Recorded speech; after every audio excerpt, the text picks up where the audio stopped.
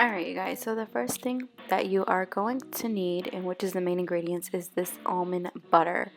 And you want to keep the oil on top. I know some people empty it out, but you want to mix around that oil that's left on top in the jar because you want it to be smooth and creamy. And you're going to want to add 1 cup of that almond butter in a bowl.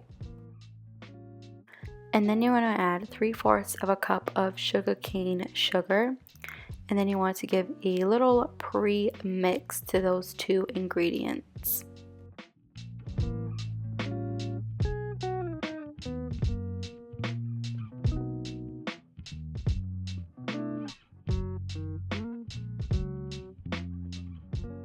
Your other ingredients are 1 teaspoon of baking soda, 1 tablespoon of vanilla extract, and for me personally, I like to add a little bit of cinnamon. If you don't like cinnamon, you really don't have to add that. And you want to add 1 egg, but if you are vegan like me, you want to use a flax or chia seed egg.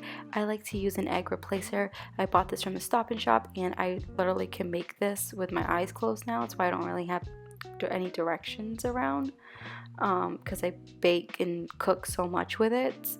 But you just want 1, like, I don't know how to explain how many this is. Like, this is like basically like 1 egg. If it was an egg, it would be 1. So that's 1 flax and chia seed egg.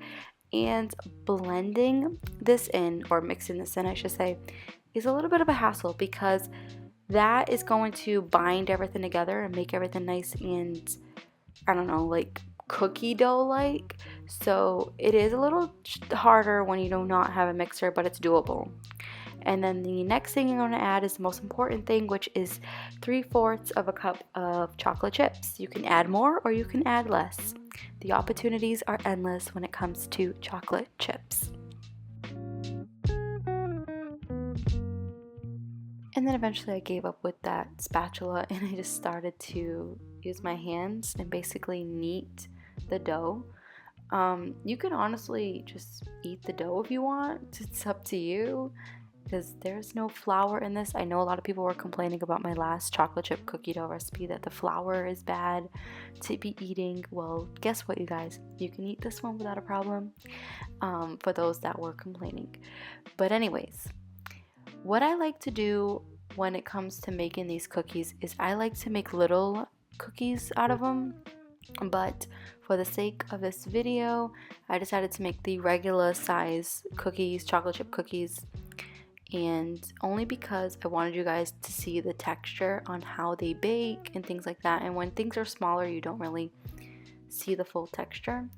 And yes, I'm a little bit of a perfectionist when it comes to making cookies. I feel like I can make cookies with my eyes closed now, as I made so many. It's not that I ate them all. I actually gave most of them away. But it is tempting to eat them all. But of course, it's not practical. But anyways, how I do the perfect cookie dough shape is I roll it and I kind of just mold it in between my hands, and it forms like perfect. Honestly, it looks, you can eat it just like this, like as a raw vegan cookie if you would like to, but for me, I like to put them in the oven and have that like crisp taste to them. So how long I put them in varies. Sometimes I put them in for 12 minutes, sometimes I put them in for 15. Little point I wanted to show you guys is that, do you see how fragile these cookies get? Do not touch them when they get out of the oven. You want to wait for them to cool and look like this for a good 15 to 20 minutes. And when they are completely cooled down, they will form into a regular cookie, and they are soft yet crunchy on the outside, and they are delicious. If you guys try out this recipe, make sure to send me your pictures or your videos on Instagram, and I will catch you in the next one. Bye, guys.